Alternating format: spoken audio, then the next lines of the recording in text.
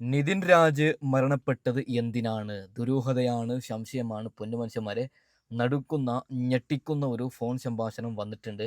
അതായത് നമ്മുടെ Dani സത്യൻ്റെ YouTube ചാനലിൽ നിന്നാണ് വന്നത്. ആ ഒരു ഫോൺ സംഭാഷണം ഞാനിപ്പോൾ ഫുള്ളായിട്ട് വെച്ച് തരാം.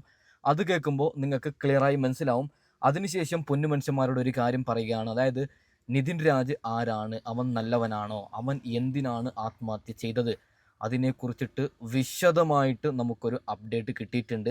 അത് ഞാൻ അടുത്ത വീഡിയോയിൽ പറയാം. നിങ്ങൾ ഓരോരുത്തരും ആ വീഡിയോ തീർച്ചയായിട്ടും കാണണം. അപ്പോൾ നമുക്ക് ഈ ഒരു നടുക്കുന്ന ഫോൺ സംഭാഷണം ഒന്ന് കേട്ട് നോക്കാം. ഓക്കെ. പിന്നെ എന്റെ മോളും പഠിക്കുന്ന അവിടെ തന്നെയാണ്, ഈ അഞ്ചരക്കണ്ടി മെഡിക്കൽ കോളേജിൽ. അവളും ഫസ്റ്റ് ഇയർ തന്നെ. ഇവിടെ ക്ലാസ് പിടിച്ച കുട്ടി തന്നെയാണ് മരിച്ചത്. അപ്പൊ അവനെ മെന്റലി ഭയങ്കര ടോർച്ചറിങ് ആയിരുന്നു. ആണല്ലേ? ടോർച്ചറിങ് എന്ന് വെച്ച് കഴിഞ്ഞാ മാക്സിമം സഹിച്ചു. മോള് പറഞ്ഞിട്ടുണ്ടോ ഈ വിവരമൊക്കെ വീട്ടില്? പറഞ്ഞിട്ടുണ്ട്. എന്തായിരുന്നു ഇങ്ങനെ ചെയ്യാനുണ്ടായ വിഷയം? എന്താണ് ലാസ്റ്റ് ആയിട്ട് ചെയ്യാനുണ്ടായ വിഷയം എന്താന്ന് അറിയത്തില്ല. ഇവൻ അത്യാവശ്യം നല്ലോണം പഠിക്കുന്ന കുട്ടിയാ. അത്യാവശ്യം നല്ലോണം ക്ലാസ്സിലെ ആൺകുട്ടികളിൽ തന്നെ അത്യാവശ്യം നല്ലോണം പഠിക്കുന്ന കുട്ടിയാ. പിന്നെ സീനിയേഴ്സ് ആയിട്ട് എന്തോ റാഗിങ് ഒക്കെ ആയിരുന്നു ആദ്യം ബോയ്സ് ഹോസ്റ്റലില്. ഭയങ്കര റാഗിങ്ങും കാര്യങ്ങളും ഒക്കെ ആയിട്ട് അവൻ പ്രതികരിച്ചു തോന്നുന്നു. അത് കഴിഞ്ഞിട്ട് സീനിയേഴ്സ് പറഞ്ഞു ഇവന്റെ ഫ്രണ്ട്സിനോട് ആരോടും ഇവനോട് മിണ്ടരുതെന്ന്. അങ്ങനെ ഇവര് എത്ര 20 ആൺകുട്ടികളെങ്ങാണ്ടേ ഉള്ളൂ, 80 പേരെങ്ങാണ്ടാന്ന് തോന്നുന്നു ക്ലാസ്സില്. അപ്പൊ 20 ആൺകുട്ടികളെ ഉള്ളതില് ഈ ഇത്രയും കുട്ടികൾ ഇവനോട് മിണ്ടൂല. ഇവൻ ക്ലാസ്സിൽ ഇരിക്കാൻ ചെന്ന് കഴിഞ്ഞാൽ ഇവൻ ആ ബെഞ്ചിൽ ഇരിക്കാതിരിക്കാൻ ഇവന്മാര് തള്ളുവോ അതും ഇതൊക്കെ ചെയ്യാന്ന്. പെൺകുട്ടികളാ ഇവനോട് മിണ്ടുള്ളൂ. അല്ല, ഇത്രയും കുട്ടികൾ ഒറ്റക്കെട്ടായിട്ട് എതിർക്കാനുള്ള കാരണം ക്ലാസ്സിലെ സീനിയേഴ്സ് പറഞ്ഞു ഇവനുമായിട്ട് ബന്ധപ്പെട്ട് പോകരുത്. അവര് പേടിച്ചാണ് അങ്ങനെ ചെയ്തത്. പക്ഷെ ക്ലാസ് റൂമിൽ വരുമ്പോ മിണ്ടാം, അതും ഇവര് മിണ്ടിയെന്ന് പറഞ്ഞു. അതാണ് ഞാൻ ചോദിച്ചത്. അങ്ങനെ ഇവൻ സിക്ക് റൂമിലാണ്. പിന്നെ സിക്ക് റൂം ഉണ്ടല്ലോ ഹോസ്പിറ്റലിന്റെ, മെഡിക്കൽ കോളേജിന്റെ ഹോസ്പിറ്റലിലെ സിക്ക് റൂമിലാണ് ഇവൻ താമസിച്ചുകൊണ്ടിരുന്നതെന്നാണ് പറയുന്നത്. ഹോസ്റ്റലിലല്ലാന്ന്. അത് ശരി. ഈ ഒരു അധ്യാപകനാണോ ഈ റാം സാർ? മറ്റേ സംഗീത എന്ന് പറഞ്ഞ ആ പുള്ളിക്കാരത്തിന്റെ കാര്യം എന്റെ മോക്ക് അറിയില്ല, ഇവരോടൊന്നും പറഞ്ഞിട്ടില്ല എന്ന് പറഞ്ഞു. പിന്നെ ഓഫീസിലെ സ്റ്റാഫ് റൂമിൽ പോയിട്ട് അവനെ എന്തോ കർത്തവനോ എന്തൊക്കെയൊക്കെ വിളിച്ച് അധിക്ഷേപിച്ചെന്ന് അവൻ പറഞ്ഞിട്ടുണ്ടെന്ന് പറഞ്ഞു. എന്നിട്ട് കംപ്ലൈന്റ് ചെയ്തിട്ടും അവര് നടപടിയൊന്നും എടുത്തില്ലേ? ഇവര് കംപ്ലൈന്റ് ഒരു ദിവസം ഇപ്പൊ ഈ കഴിഞ്ഞ ഇടയ്ക്ക് ഇവർക്ക് ഫസ്റ്റ് ഇന്റേണൽ കഴിഞ്ഞതിന് ശേഷം പേരന്റ്സ് മീറ്റിംഗ് വെച്ചിട്ടുണ്ടായിരുന്നു. ഫെബ്രുവരി 25-നാണെന്നാണ് എന്റെ ഓർമ്മ. അപ്പൊ ഇവന്റെ അച്ഛനും അമ്മയും വന്നിട്ടില്ല. അച്ഛൻ പറയുന്നില്ലേ കരഞ്ഞ്. അപ്പൊ അവര് വന്നില്ലാത്തോണ്ട് ഇയാള് ഈ റാംസാർ എന്ന് പറഞ്ഞ വ്യക്തി പിറ്റേ ദിവസം കോളേജിൽ വന്നിട്ട് ക്ലാസ്സിൽ വന്നിട്ട് ഇവനോട് പറഞ്ഞെന്ന്, നിന്റെ അച്ഛൻ വന്നില്ല, നിന്റെ ഇന്റേണൽ മാർക്ക് സി മാർക്ക് കുറയ്ക്കുമെന്ന്. സി മാർക്ക് കുറയ്ക്കും, നിനക്ക് സി മാർക്ക് തരില്ല, നിന്റെ പേപ്പർ എടുത്തിട്ട് വരാൻ പറഞ്ഞു എന്ന്. Answer paper. എന്നിട്ട് ആൻസർ പേപ്പർ എടുത്തിട്ട് ഇയാൾ അത് ഫുൾ അവിടെ അതങ്ങ് വായിച്ചിട്ട് അധിക്ഷേപിക്കുക. അത് ശരി. ക്ലാസ് റൂമിൽ ഈ 80-85 പിള്ളേര് പഠിക്കുന്ന ക്ലാസ് റൂമിൽ നിന്നിട്ട് ഈ കൊച്ചിനെ നിന്നങ്ങ് അധിക്ഷേപിക്കുമെന്ന് പറഞ്ഞു. എല്ലാ തരത്തിലും അധിക്ഷേപിച്ചു അതിനെ, നിറത്തിന്റെ പേരിലും. അയാൾക്ക് ബോഡി ഷേമിങ്. ഇവരുടെ കൂടെ പഠിക്കുന്ന ഒരു പെൺകുട്ടി ഉണ്ട്, അവള് അത്യാവശ്യം നല്ല തടിയുള്ളതാ. നീ എന്താടി ട്രാൻസ്ജെൻഡർ ആണോ, നീ എന്താ തടിച്ചാണോ, ഇയാൾക്ക് ഇങ്ങനെ ഈ ബോഡി ഷേമിങ് ആണെന്ന് പറഞ്ഞു. പെൺകുട്ടികളൊന്നൊന്നുമില്ല ഇയാൾക്ക്. അപ്പൊ വേറെ ആരും ഇയാൾക്കെതിരെ കംപ്ലൈന്റ് ചെയ്തിട്ടില്ലേ? ഈ ഒരു പേടിയാണ്, എല്ലാവർക്കും പേടിയാ ഇയാളെ. സി മാർക്ക് കുറയ്ക്കും, പിന്നെ നിങ്ങൾ പോയി ചത്താലും ഞങ്ങൾക്കൊരു കുഴപ്പമില്ല, ചാടി ചാവുന്നവര് ചാടി ചത്തോ ഒരു കുഴപ്പമില്ല, ഇതൊക്കെയാ ഇയാള് പറയുന്നേന്ന്. ഇയാൾക്ക് ഒരു വിഷയം, ഇയാള് നമ്മള് ചന്തയിലുള്ള ആൾക്കാര് അവരെയും പറയരുത്, അത്രയും തരം താണ വർത്താനാന്ന് പറഞ്ഞു ഇയാളുടെ വായിന്ന് വരുന്നേ. നിലവാരം ഇല്ലാത്തവനാണല്ലേ? അപ്പൊ ഈ മരണശേഷം എങ്കിലും കൂടെ പഠിച്ച കുട്ടികളൊക്കെ പ്രതികരിച്ചോ? ആരും ഒന്നും പ്രതികരിച്ചിട്ടില്ല. ആൺകുട്ടികളൊക്കെ ഇന്നലെ തന്നെ ഹോസ്റ്റൽ ഒഴിഞ്ഞ് സ്ഥലം വിട്ടെന്ന് പറഞ്ഞു. എന്തെങ്കിലും പറയേണ്ടി വരുമോന്ന് പേടിച്ചായിരിക്കും. എല്ലാരും പോയിന്ന്. ഇന്നിപ്പോ ഇവര് കുറച്ച് പെൺകുട്ടികളുണ്ട്, ഇവരോട് ഇപ്പൊ നാളെ ഹോസ്റ്റലിൽ വിടണമെന്നാണ് പറഞ്ഞിരിക്കുന്നത്. ഹോസ്റ്റലിൽ നിന്ന് പൊക്കോ, ഇനി വിഷു കഴിഞ്ഞ് പിറ്റേ ദിവസം ക്ലാസ് ഉള്ളൂ, അപ്പൊ വന്നാ മതി എന്ന് പറഞ്ഞു. അപ്പൊ മോളൊന്നും പോന്നിട്ടില്ല, അവര് നാളെ രാവിലെ പോരുള്ളൂ. അപ്പൊ ഇന്നിപ്പം ബോഡി ജസ്റ്റ് ഒന്ന് ഇവരെ കാണിച്ചു ആ കുട്ടീന്റെ. അന്നേരം അവന്റെ അളിയനാന്ന് തോന്നുന്നു എന്നിട്ട് ഇങ്ങനെ വന്നിട്ട് ഇവരോട് പറഞ്ഞെന്ന്, മക്കളെ നിങ്ങൾക്ക് എന്തെങ്കിലും അറിയാമെങ്കിൽ ഒന്ന് പറ മക്കളെ, ഞങ്ങളുടെ ഈ കുറച്ച് തെളിവൊക്കെ ഉണ്ട്, എന്തെങ്കിലും ഒന്ന് പറയാനൊക്കെ പറഞ്ഞെന്ന്. ഒരവസ്ഥയാണ്. കരഞ്ഞുകൊണ്ട്. ഉം. അപ്പൊ അന്ന് ഞാൻ പറഞ്ഞില്ലേ ഈ പേപ്പർ ഇങ്ങനെ ഇയാള് ഇട്ട് എന്തൊക്കെയോ ഇവനെ കുറെ അപമാനിച്ചു കഴിഞ്ഞപ്പോ ഇവൻ എന്തോ ഐ ഡോണ്ട് ലൈക്ക് എന്തോ ഒരു ഈ കോളേജിന് എന്തോ ഒരു ഇത് കൂട്ടി പറഞ്ഞു എന്ന്. ഉം. ഓ. ആ ദേഷ്യം വന്നിട്ട് അത്രയും അപമാനിച്ചു. ഓക്കെ, ഇതിന്റെ ബാക്കി വെച്ച് തരാം. ഒരു കാര്യം പറയുകയാണ്, നമ്മുടെ കോളേജിൽ നമ്മളൊരാൾക്ക് എന്തെങ്കിലും സംഭവിച്ചു കഴിഞ്ഞാൽ ബാക്കി പിള്ളേരൊക്കെ ഇടപെടുന്നത് ഞാൻ നിങ്ങളും കാണുന്നുണ്ട്. പക്ഷെ ഇവിടെ എന്തുകൊണ്ടാണ് ഇടപെടാത്തത്? എൻ്റെ അടുത്ത വീഡിയോയിൽ ക്ലിയറായി കൃത്യമായിട്ട് ഒരു കാര്യം പറയാം പൊന്നുമനുഷ്യന്മാരെ. ഈ നിതിൻ രാജ് മരിച്ചതിൽ എനിക്ക് പേഴ്സണലി സങ്കടമുണ്ട്. പക്ഷേ അത് എന്തിന് മരിച്ചു എന്നറിഞ്ഞാൽ നിങ്ങൾ ഞെട്ടും. ഞെട്ടിക്കുന്ന വിവരമുണ്ട്. അത് ഈ ഫോൺ സംഭാഷണത്തിൻ്റെ ഇടയ്ക്ക് വെച്ചിട്ട് ഞാൻ ഇതാക്കുന്നില്ല. അതായത് നമുക്ക് അത് അടുത്ത വീഡിയോയിൽ ക്ലിയറായി കൃത്യമായിട്ട് പറയാം. തൽക്കാലം ഈ ഒരു ഫോൺ സംഭാഷണം ഫുള്ളായിട്ട് കേൾക്കാം. ഓക്കെ, പ്രിൻസിപ്പാളുടെ റൂമിലേക്ക് നീ വാന്ന് പറഞ്ഞ് ഇയാള് വലിച്ചു പിടിച്ച് കൊണ്ടുപോയിന്ന്.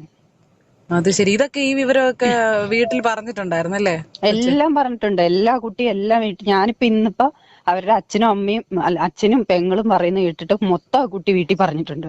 അതെല്ലാം ഉള്ള സംഭവം. അത് ഒരിക്കലും ഒരു നുണയല്ല. അത് എല്ലാം ഉള്ള സംഭവം. അത് നമ്മുടെ സിദ്ധാർത്ഥന്റെ സംഭവം പോലെ തന്നെ തോന്നുന്നു. തന്നെ അവിടെ സീനിയേഴ്സാ ചെയ്തെങ്കിൽ ഇവിടെ ഭയങ്കരമായിട്ട് ഈ ടീച്ചേഴ്സ് അധ്യാപകര്. പക്ഷെ ഇവിടെ ഇതെല്ലാം ഉണ്ട്. നീ റാഗിങ് ഉണ്ടെന്നുള്ള കാര്യം അവിടെ മെഡിക്കൽ കോളേജിന് മുമ്പിൽ ഒരു ഓട്ടോ സ്റ്റാൻഡ് ഉണ്ട്. അവിടെയുള്ള ഓട്ടോറിക്ഷക്കാർക്ക് പോലും അറിയില്ലെന്നുള്ളതാണ് ഏറ്റവും വലിയ അതിശയം. അത്രയ്ക്ക് ഒതുക്കുന്നുണ്ടല്ലേ? അത്രയ്ക്ക് ഒതുക്കമാണ്. മറ്റേ എന്നിട്ട് ഇവനെ ഇന്നിപ്പോ പ്രിൻസിപ്പാൾ വൈകുന്നേരം പറഞ്ഞു അങ്ങനെ ഒരു പരാതി കിട്ടിയിട്ടില്ല എന്ന് പറഞ്ഞു. സത്യത്തിൽ അങ്ങനെ പരാതി കിട്ടി. ഇവൻ തന്നെ എന്നിട്ട് ഇയാള് വലിച്ചു പുറത്തിറക്കി കൊണ്ടുപോയി. എന്നിട്ട് ഇയാൾക്ക് പ്രിൻസിപ്പാള് ആ മനുഷ്യൻ ഇപ്പൊ പുതിയതായിട്ട് വന്നതാ.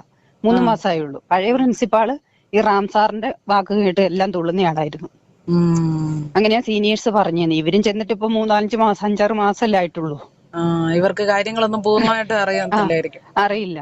അപ്പൊ ഇയാള് വന്നത് നല്ല ഡീസന്റ് ആന്ന് പറഞ്ഞു ഇപ്പൊ ഉള്ള പ്രിൻസിപ്പാള്. അപ്പൊ എന്നിട്ട് ഇവൻ നേരിട്ട് ചെന്ന് പ്രിൻസിപ്പാളിനോട് കംപ്ലൈന്റ് ചെയ്തു. ഇങ്ങനെ ഇന്ന പോലെയാണ് സംഭവം, സാർ എന്നെ ഭയങ്കരമായിട്ട്. എന്നിട്ട് അത് കഴിഞ്ഞ് പിന്നെ ക്ലാസ്സിൽ വന്ന ഒരു 1-1.5 ആഴ്ചത്തേക്ക് ഒരു കുഴപ്പമില്ല, ഡീസന്റ് ആയി വന്ന് ക്ലാസ് എടുത്തിട്ട് പോകുന്നു. വാൺ ചെയ്തിട്ടുണ്ടായിരുന്നായിരിക്കും. വാൺ ചെയ്തു എന്ന് അവൻ പറഞ്ഞെന്നാ പറഞ്ഞേ.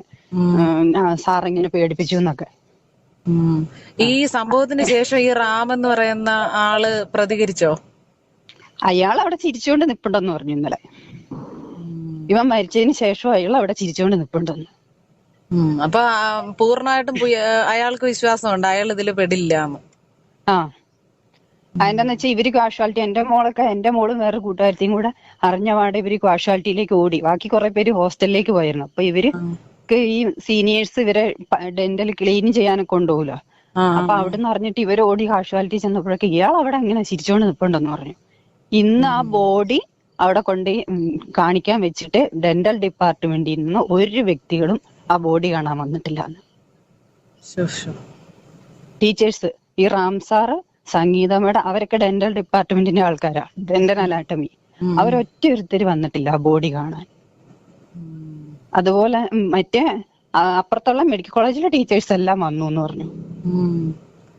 സീനിയേഴ്സ് കാരണം ഉണ്ടായിട്ടല്ലേ അവര് വരാത്തത്. അതെ. പിന്നെ സീനിയേഴ്സിന്റെ ഉപദ്രവം കാരണമാണ് അവൻ 1 മാസം വീട്ടിൽ പോയി നിന്നേന്ന് പറഞ്ഞേ. എന്നിട്ട് ഈ പേരൻസ് നേരിട്ട് കോളേജിൽ ചെന്ന് ഇതിനെ കുറിച്ച് അന്വേഷിച്ചില്ലേ? അവന്റെ ചേച്ചിയൊക്കെ വന്നായിരുന്നു. ഭയങ്കരമായിട്ട് ടോർച്ചറിങ് എന്ന് വെച്ച് കഴിഞ്ഞാല് പിള്ളേരെ നമ്മളിപ്പോ എത്ര നല്ല കുട്ടികൾ അവിടെ ചെന്നിട്ട് ഇങ്ങനെ ഇറങ്ങുന്ന അവിടെ അതിലും ഭേദം പിള്ളേരെ ഇപ്പോഴും മയക്കുമരുന്ന് കൊടുത്ത് ശീലിപ്പിക്കുന്നേ.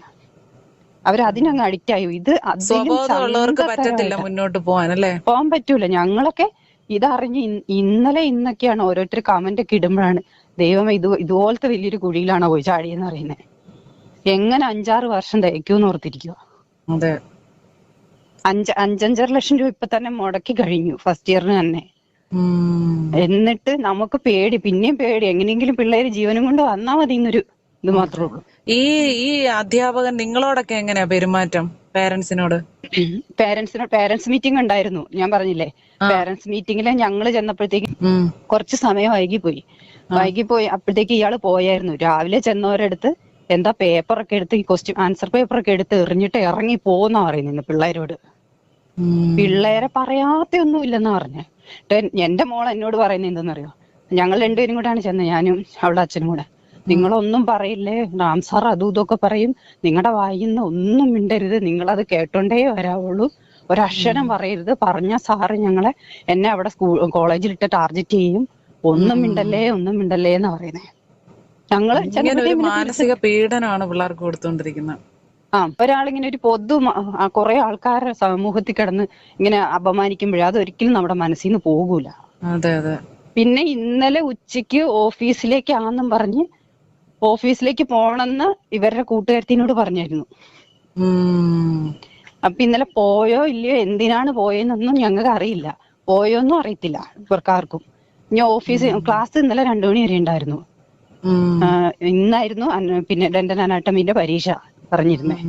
ഇന്നലെ 2 മണി വരെ ക്ലാസ് ഉണ്ടായിരുന്നു. എന്നിട്ട് ഓഫീസിലും പോണം എന്നാണ് ഇവൻ പറഞ്ഞെന്ന് പറഞ്ഞു. അപ്പൊ അവസാനമായിട്ട് ഇതിനെ കുറിച്ച് ഒരു സൂചനയൊന്നും തന്നില്ല? അല്ല, ഓഫീസിൽ പോയിട്ടുണ്ടോ എന്നുള്ളതൊക്കെ CCTV അവിടെ ഉണ്ടല്ലോ. ഓഫീസിൽ പോയെന്നൊന്നും ഇവർക്കറിയില്ല എന്ന് പറഞ്ഞു. അവിടെ ഡ്രഗ്സ്, ഇപ്പൊ അവരുടെ അച്ഛൻ പറയുന്ന പോലെ ഡ്രഗ്സും എല്ലാം ഉണ്ട്. അത് അവിടെ തോട്ടക്കാര് പറഞ്ഞു. പിന്നെ ഞങ്ങൾ മീറ്റിങ്ങിന് ചെന്നപ്പോ ടീച്ചേഴ്സും പറഞ്ഞു ഇവിടെ കിട്ടാത്ത സാധനം ഒന്നുമില്ല, പിള്ളേര് ചീത്തയാവേണ്ട എല്ലാ സാധനവും ഇവിടെ ഉണ്ടെന്ന്. അതുകൊണ്ട് നിങ്ങൾ സൂക്ഷിച്ചാൽ നിങ്ങൾക്ക് കൊള്ളാന്ന് കുറച്ച് ടീച്ചേഴ്സ്, നല്ല ടീച്ചേഴ്സ് ഞങ്ങളടുത്ത് പറഞ്ഞു. ഇങ്ങനെ ഒരു വലിയ പ്രശ്നം കഴിഞ്ഞ് ഇത്രയും കാര്യങ്ങളൊക്കെ നിങ്ങൾക്ക് ബോധ്യപ്പെട്ട സ്ഥിതിക്ക് പാരന്റ്സ് എല്ലാം കൂടെ എന്തെങ്കിലും ഒരു തീരുമാനം എടുത്തിട്ടുണ്ടോ? ഇവർക്കെതിരെയുള്ള ഒരു പ്രതിഷേധമോ? അതിന് പാരന്റ്സ് ആർക്കും അറിയില്ല, ഒരു ഗ്രൂപ്പ് പോലും ഇല്ല പാരന്റ്സിന്. പരസ്പരം നിങ്ങൾക്ക് സഹകരിക്കാനുള്ള ഒരു വഴിയെ ഉണ്ടാക്കിയിട്ടില്ല അവര്? ഇല്ല, പാരന്റ്സ് ആർക്കും അറിയത്തില്ല. വാട്സ്ആപ്പ് ഗ്രൂപ്പ് ഒന്നും ഇല്ലേ? ഇല്ല, പാരന്റ്സിന് ഒരു ഗ്രൂപ്പ് ഇല്ല. ടീച്ചേഴ്സും പാരന്റ്സും ആയിട്ട് ഒരു ഗ്രൂപ്പ് പോലും ഇല്ല. അത് ശരി. ആകെ ഉള്ളത് എന്തോ പിള്ളേരും ടീച്ചേഴ്സും ആയിട്ട് ഒരു ഗ്രൂപ്പും കണ്ടുണ്ട്. ഞങ്ങൾക്കൊന്നും ഇതുവരെ ഒരു ടീച്ചറുടെ നമ്പറോ ഒന്നും അറിയത്തില്ല. അവിടെ നടക്കുന്ന എന്താണെന്ന് ആർക്കും അറിയില്ല. അവിടെ ഇതുപോലെ ഒരാഴ്ച കഴിഞ്ഞപ്പോഴത്തേക്ക് എന്റെ മോക്കൊക്കെ വുമൺസ് ഹോസ്റ്റലില് ഭയങ്കര പ്രശ്നം. വാർഡൻ രാത്രി 9 മണിക്ക് ശേഷം സീനിയർ വിദ്യാർത്ഥികളെ കൂട്ടി മീറ്റിംഗ് വെക്കുന്നു. എന്തോ എന്നൊരു പരിപാടി ഉണ്ടായിരുന്നു, അതിന് ഡാൻസ് കളിക്കണം എന്ന് പറഞ്ഞു. കൂടാത്തവരെ അങ്ങനെ ചെയ്യും ഇങ്ങനെ ചെയ്യും എന്നൊക്കെ പറഞ്ഞു. എന്നിട്ട് ഇവൾ എന്നെ വിളിച്ചു പറഞ്ഞു, അമ്മ അവരിങ്ങനെ പറയാം, ഞങ്ങൾക്കാണെങ്കിൽ നാളെ പരീക്ഷയുണ്ട്, എന്നെ ചെയ്യും എന്നൊക്കെ പറഞ്ഞു. എന്നിട്ട് 9 മണിക്ക് ശേഷം രാത്രി, അങ്ങനെ ഒരു നിയമം ഇല്ലല്ലോ, 9 മണിക്ക് ശേഷം ഒരു മീറ്റിംഗ് സീനിയേഴ്സിന്റെ കൂടെ വെക്കേണ്ട ആവശ്യമില്ലല്ലോ, പേരൻസിനെ അറിയിക്കാണ്ട്.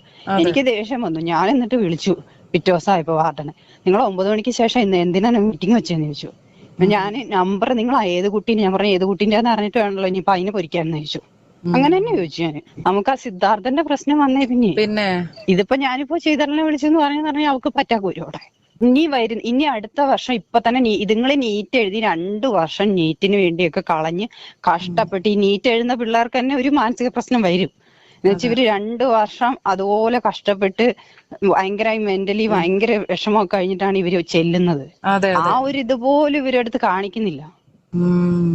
എന്നിട്ട് ഇതുങ്ങൾ ചെന്ന് കഴിഞ്ഞിട്ടുണ്ടെങ്കിൽ ഇതുപോലത്തെ ടീച്ചർമാരുടെ കയ്യിലാണ് ചെന്ന് വീഴുന്നത്. പറയണ്ട, അവൻ അനുഭവിക്കാവുന്നതിന്റെ മാക്സിമം അനുഭവിച്ചു, അതിനുശേഷം അവൻ അത്രയൊന്ന് പ്രതികരിച്ചതെന്ന്. അവിടുത്തെ ടീച്ചേഴ്സ് ഞാൻ മനസ്സിലാക്കി എങ്ങനെയാണെന്നറിയോ, മെഡിക്കൽ കോളേജിലെ അല്ല, ഡെന്റലിലെ ടീച്ചേഴ്സ് ഇതുങ്ങളെ നമ്മള് പിശക്കാർക്ക് വഴിയരികെ എത്തി പറഞ്ഞു കൊടുക്കുമ്പോ എങ്ങനെയാ ഒരു പുച്ഛാണ്. അതുപോലെ വേണമെങ്കിൽ മതി എന്നുള്ള രീതിയിൽ ഇവരെന്തോ ഒരു ഔദാര്യം കൊടുക്കുന്ന പോലെ. അന്ന് ഇതുങ്ങൾ അത്ര കഷ്ടപ്പെട്ട് ഇതാക്കി ഇരുന്ന് പഠിച്ച് ചെല്ലുന്ന കുട്ടികളാണെന്നോ അല്ലെങ്കിൽ ഇവര് എന്തേലും പഠിച്ചൊന്നും ആക്കണമെന്നോ ഒന്നുമുള്ള ഇതില്ല. ഇന്നാ പ്രിൻസിപ്പാൾ പറയാ കൊച്ച് പരാതി കൊടുത്തിട്ടില്ലാന്ന്. അതേപോലും പരാതിയും കൊടുത്ത് അയാള് വിളിച്ചത് ഈ റാംസാറിനെ വിളിച്ച് ചീത്തയും പറഞ്ഞതാണ്. എന്നിട്ട് അയാള് പറയാണ് അവിടെ ഒന്നും ആരും കംപ്ലൈന്റ് ചെയ്തിട്ടില്ല. കംപ്ലൈന്റ് ചെയ്താൽ പിന്നെ അവിടെ നിൽക്കാൻ പറ്റൂല. ഇനി ആയാലും അഞ്ചരക്കണ്ടി മെഡിക്കൽ കോളേജിൽ പഠിക്കാൻ പോണ കുട്ടികള് സൂക്ഷിച്ചും കണ്ടും പോയില്ലെങ്കിൽ നല്ല ഇതാ. അവിടെ ശ്രദ്ധിക്കണം. MBBS. പിന്നെ ഒരു കാര്യം എന്താന്ന് വെച്ചാ അവിടെ ഈ ഇൻസ്പെക്ഷൻ വരുമല്ലോ, ഇൻസ്പെക്ഷന് വരുമ്പോ നേഴ്സിംഗിലെ കുട്ടികളെ കൊണ്ടിരുത്തിയാണ് റിപ്പോർട്ട് ഉണ്ടാക്കുന്നത്. ഈ കഴിഞ്ഞ ഇടയ്ക്ക് ഉണ്ടായ സംഭവമാണ് അത്. ഇന്നൊരാള് കമന്റിൽ ഇട്ടിട്ടുണ്ട് കേട്ടോ, ഏഷ്യാനെറ്റിലെ ഒന്നില്. എന്നിട്ട് നേഴ്സിംഗിലെ കുട്ടികളെ കൊണ്ടിരുത്തിയിട്ടാണ് അവിടെ, അതാണ് തട്ടിപ്പ് അവിടെ നടക്കണേ. മെഡിക്കൽ കോളേജ് റാഗിങ് കാരണം നിർത്തിപ്പോയെന്നാണ് പേര്. MBBS ഇന്നലെ ആ കൊച്ചു മരിച്ചിട്ട് കുറെ നേരം കാണാണ്ട് കിടന്നു എന്നാണ് പറയുന്നത്, കുറച്ച് സമയം. അതിന് ശേഷമാണ് കണ്ടത്. അപ്പോഴത്തേക്കും ഒക്കെ കുറെ ബ്ലഡ് ഒക്കെ പോയിട്ടുണ്ടായിരുന്നു. പിന്നെ ഇവര് O നെഗറ്റീവ് ബ്ലഡിനുള്ള ആളൊക്കെ ചെന്നപ്പോഴത്തേക്കുമാണ് മരിച്ചത്. കുറച്ച് സമയം ആരും കാണാണ്ടൊക്കെ കിടന്നു. ഇനിയിപ്പോ ഇത് കാണാണ്ടാണോ? മിക്കവാറും ഒരു ലെറ്റർ പോലും ഇല്ലാത്ത സ്ഥിതിക്ക് അത് ഓഫീസ് റൂമിൽ ചെന്ന് അവിടുന്ന് പെട്ടെന്നുണ്ടായ ഒരു പ്രഷറിന്റെ പുറത്ത് ചെയ്തതാകാനാ സാധ്യത. അതെ അതെ അതെ, അങ്ങനെ തന്നെയാണ് എനിക്കും തോന്നുന്നത്. ഇന്നലെ എന്തോ ഒരു ഭയങ്കരമായിട്ട് ഇവനെ ടോർച്ചർ ചെയ്യുന്ന എന്തോ ഒരു രീതി അവിടെ സംഭവിച്ചു. ഓക്കെ, നിങ്ങൾ ഫോൺ സംഭാഷണം കേട്ടു. പൊന്നു മനുഷ്യന്മാരെ, എനിക്കും നിങ്ങൾക്ക് ഇതൊരു ഭാഗമാണ് നമ്മൾ കേട്ടത്. എന്നാൽ നമുക്കൊരു സംശയമുണ്ട്. നമ്മളിൽ ഒരാൾക്ക് ഒരു ആപത്ത് സംഭവിക്കുമ്പോൾ എന്തുകൊണ്ടാണ് കോളേജ് സ്റ്റുഡൻറ് ഇറങ്ങാത്തത്? അതിപ്പോൾ ഏത് കോളേജിലായാലും ഹൈസ്കൂളിലായാലും UP സ്കൂളിലായാലും ഒരുത്തൻ ആത്മഹത്യ ചെയ്തു അല്ലെങ്കിൽ ഒരുത്തനെ തല്ലിക്കൊന്നു അങ്ങനെ എന്തെങ്കിലും ഒരു വാർത്ത വന്നു കഴിഞ്ഞാൽ ആ കോളേജ് തന്നെ ഇറങ്ങും സമരത്തിന്. ഇവിടെ എന്തുകൊണ്ടാണ് ആ കോളേജ് ഇറങ്ങാത്തത്? നടുക്കുന്ന ചില വിവരം കിട്ടിയിട്ടുണ്ട്. ആരാണ് മരണപ്പെട്ട പയ്യന്? ആ മരണപ്പെട്ട പയ്യന് ആത്മഹത്യ ചെയ്യാനുള്ള യഥാർത്ഥ കാരണം എന്താണ്? കേട്ടാൽ നിങ്ങൾ ഞെട്ടും. എനിക്ക് തിരക്കുണ്ട്. അടുത്ത വീഡിയോയിൽ നമുക്കൊരു കാര്യം സംസാരിക്കുമ്പോൾ അതിൻ്റെതായിട്ടുള്ള തെളിവ് വേണം. മുഖ്യധാരാ മാധ്യമങ്ങൾ ചർച്ച ചെയ്യുന്ന വലിയൊരു വിഷയമാണ്. ഞാനിങ്ങനെ പറഞ്ഞു തന്നാൽ മതിയാവില്ല. അത് പറയുമ്പോൾ അതിൻ്റെതായിട്ടുള്ള തെളിവ് വേണം. അതൊക്കെ ഞാൻ ഇതാക്കിയിടുന്ന വൈകുന്നേരം ആകുമ്പോൾ എന്തായാലും ഇതിൻ്റെ ഫുള്ളായിട്ടുള്ള അപ്ഡേറ്റ് ഞാൻ കൊണ്ടുവരാം. ഓക്കെ.